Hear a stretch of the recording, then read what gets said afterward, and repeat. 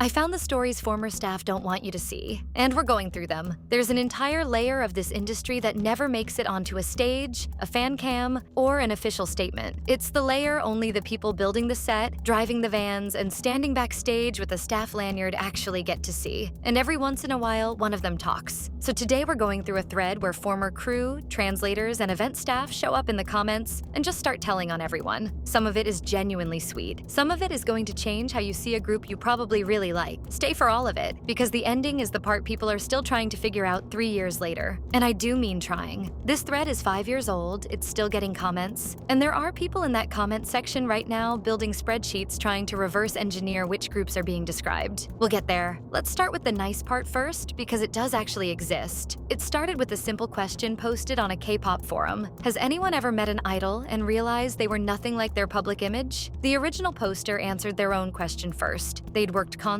and tours across Asia with The Boys, SF9, Infinite, and EXO, and even worked the first 101 fan meeting. They offered to share a few stories, and predictably, the comment section turned into a confession booth. One of the first replies came from someone who'd worked crew on a Big Bang concert. And honestly, before we get to anything messier, this one's worth sitting with for a second because it's mostly about the people you never think about. The stage manager on that tour apparently looked intimidating. Long hair, serious face, and turned out to be the gentlest person on site, personally making sure the empty venue got turned into a finished stage in time and handing out tour stickers to the local crew who helped out. When the artists arrived the day before the show, the crew overheard him say the members were in a good mood, lots of energy, like he was reading a weather forecast for celebrities. During soundcheck, the members walked the entire venue just to see what the audience's view would actually look like. And after the show, one member gave a full, sweaty, grateful hug to the local crew, who made sure they got to the airport on time, thanking them over and over. Small thing, but it's the kind of detail that doesn't show up anywhere official. It's easy to forget there's a small army of actual humans making a 3-minute stage moment possible. I don't know about you, but out of everything in this thread, the crew stories are the ones that stuck with me the most. That same commenter had more, earlier tour, different lineup. They were assigned to look after one member of a girl group backstage, describing her as immediately warm and full of energy even after the show, still hugging staff and thanking them backstage. Not every artist does that. Some don't even make eye contact. And that thread had other accounts too. One person mentioned getting backstage access through a family connection, and their one real interaction with a boy group happened entirely because of a dog. Apparently, one of the scheduling staff brought their dog to the venue most days, and 2 of the members were completely obsessed with it, spent long stretches just sitting in the hallway with her instead of doing literally anything else. One of them followed the dog to a door at one point without even registering there were other people in the room. Reportedly, the same member also watched a video intro get filmed 7 times in a row. Same script, wildly different energy every take, which says a lot about how manufactured even the candid clips you see online actually are. Someone else described working a fan meeting for a group where the difference between members was almost jarring. 2 of them made a point of learning people's names and joking around with the crew. One was quiet, kept to himself. One looked completely drained, spent the whole day alone in his hotel room while everyone else had roommates. And one, despite tweeting sweet, caring messages to fans waiting outside, apparently never looked up from his phone once and didn't seem to care that people were standing outside in the cold for him. The commenters read on it. It felt staged, top to bottom. A translator who'd worked with a handful of girl groups chimed in too, saying she was happy to share stories, but only the ones that didn't cross a line into these people's actual privacy. Which, credit where it's due, is a more ethical instinct than most of this thread has. Even people who never technically worked a show had something to add. One person described getting picked up by their parents after a massive SM tour stop, running late enough that the crowds had already cleared out. At a red light a block behind the venue, an entire group's van pulled up right next to theirs, and through the window they could just see how exhausted the members looked, slumped and silent. Nothing like the version of them that had been performing full energy choreography 20 minutes earlier. Not a scandal. Just a reminder that the version of these people you see on stage is a performance in the literal sense, and the bill for it gets paid the second the cameras stop rolling. But then the thread takes a turn, because further down there's a comment, a long one, from someone who says they're a Korean artist who's worked festivals, tours, and backstage events with a long list of K-pop groups over the years. And exactly like the original poster of the video this comes from, I have to give you the same disclaimer they gave. There is zero verification here. This is one anonymous Reddit comment, posted 3 years ago. Take it exactly as seriously as that deserves, but it's specific enough and detailed enough that it's worth going through anyway. They start soft, say the members of one massively popular girl group are, almost across the board, genuinely lovely. respectively, one of them constantly checking in on the other members backstage, making sure everyone's okay, and another one apparently keeping the whole dressing room laughing between sets. They talk about a boy group known for being a little odd, in the best way, members just roasting each other and joking around backstage like overgrown children. They call a solo male artist an absolute gentleman. No notes. And they mention running into a few members of a massive boy group at an after party, a little buzzed, just having a good time, completely relaxed. From here, it's all downhill. Consider that your warning, because next they describe working with a third-generation boy group where one member reportedly held opinions backstage so extreme about keeping their own ethnicity pure that it would gut his fanbase overnight if it ever surfaced. And the unsettling part isn't even the opinion itself. It's that this same idol has one of the softest, most wholesome public images in the group. Then a second group, same generation. 3 members, warm, polite, adored by everyone on set. One of them apparently noticed a staff member visibly shivering during an outdoor event and just handed over his own blanket without being asked. And 2 members who, by this account, were nearly unbearable. One behaving like a full-blown diva, the other making inappropriate comments to staff whenever certain members weren't around to hear it. And notably, one of the worst offenders was the group's own leader. That contrast is the part that gets me the most, honestly. Same group, same schedule, same company, and somehow half the members act like that's the job, and the other half act like they own the building. I keep wondering how staff even get through a full tour like that. I'd genuinely like to know what you'd do in that position. And then there's the story the commenter says was the worst of their entire career. A massive 4th-generation group, one of the most popular acts in all of K-pop right now. According to them, every single member was difficult backstage. Rude to staff, arrogant, dismissive, across the board, no exceptions. The detail that sticks. One member reportedly had a full meltdown because another idol politely declined to film a TikTok with them. Not a scandal, not a scheduling conflict, a TikTok. And according to the commenter, whatever accusations have already surfaced online about members of this group publicly, none of it comes close to what actually happens once the cameras are off. Naturally, the internet did what the internet does. The commenter came back later to add an edit, saying people had gone a little unhinged trying to extract the group names. Hundreds of private messages, guesses, pressure, and then it got uglier. Some people started sending threats, and others actually offered money for the names. The commenter refused, explaining they'd still be working events with these same idols in the future, and naming them outright would end that professionally overnight. But they did leave a few breadcrumbs. The problematic 3rd-generation group is not GOT7. The infamous 4th-generation group is not TXT. In fact, they said they've never personally met TXT, but friends who've worked with them only ever had good things to say. What they did confirm, the 4th-generation group belongs to a major agency, just not HYBE, and the lineup is a big one, several members deep, which if you've been quietly running down a list of big 4th-generation groups not under HYBE, with a lot of members in your head for the last 30 seconds, same. We're going to leave that exactly as unsolved as the original commenter left it, because that's genuinely the responsible thing to do with an anonymous, unverified account. Naming names based on a stranger's Reddit comment from 3 years ago isn't reporting. It's just guessing with extra steps. And I'm not going to do that to real people's careers on a hunch. What I will say is that the pattern itself checks out with basically everything else in this thread. For every idol who hands a stranger their coat, there's apparently one making a staff member's night miserable in the same building. And the show still goes on either way. The meltdown over a TikTok video and the encore happen 40 minutes apart, sometimes on the same stage, and the audience never finds out which one they got. So somewhere out there, a group you probably stream on a loop is either full of people who'd hand a shivering staff member their own coat, or it's not. Maybe both, depending on the day. That's the part nobody official is ever going to confirm for you. If you want more of what staff, crew, and translators aren't supposed to be telling you, that's exactly what this channel exists for. Subscribe, hit like, and I'll see you in the next one.